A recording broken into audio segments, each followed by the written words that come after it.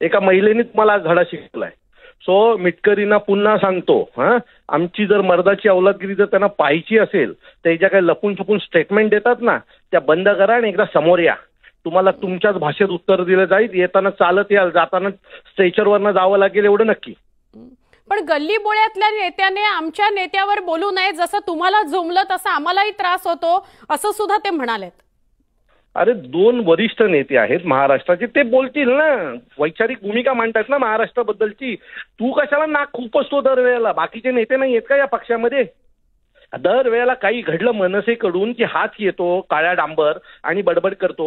या काळ्या डांबराला परत काळा डांबर जोपर्यंत फासत नाही ना तोपर्यंत महाराष्ट्र सैनिक गप बसणार ना. मी पुन्हा तुमच्या चॅनलच्या माध्यमातून सांगतो, याला मर्दाची अवलाद काय असते हे अमोल मिटकरीला जोपर्यंत शिकवत नाही ना तोपर्यंत आम्ही गप्प बसणार नाही. आता त्याचा लढा आता सरळ आमच्याशी आहे.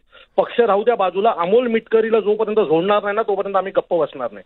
पण अविनाशजी, आता सगळ्या कार्यकर्त्यांवर ते FIR करणार आहेत म्हणतायत. CCTV घेऊन आम्ही पोलीस स्टेशनला जातोय आणि मी अजून इथेच बसलेला आहे. मी नसताना हा हल्ला केला. अरे तुमच्या माध्यमातून सांगतो, मर्दाची अवलाद आहे मग पोलीस कंप्लेंट कशाला करतो? समोर येऊन लढ ना आमच्याशी.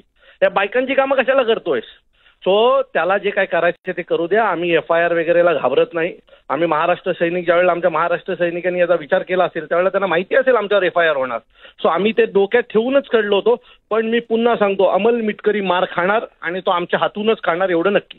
पण अविनाशजी, तुम्हीच आता वाक्य वापरलं की 2 मोठे नेते होते, ते आपापसात उत्तर दिली असती, प्रतिक्रिया दिल्या असत्या किंवा टीका त्यांनी आपापसात केली असती.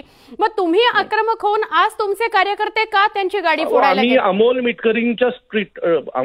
मिटकरींनी काल जी काही स्टेटमेंट दिली आहे ना त्याच्यावर आमच्या लोकांची प्रतिक्रिया आहे. आम्ही अजितदादांच्या स्टेटमेंटवर प्रतिक्रिया दिली आहे का?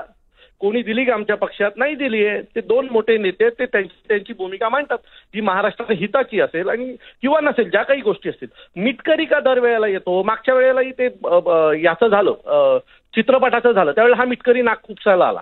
याला सवय आहे हो, म्हणून हा मार खातो दरवेळेला. यांनी आज पहिल्यांदा आमचा मार नाही खाल्लाय. याच्या गावात याला अनेक वेळा मारलेला आहे मिटकरी लोकांनी.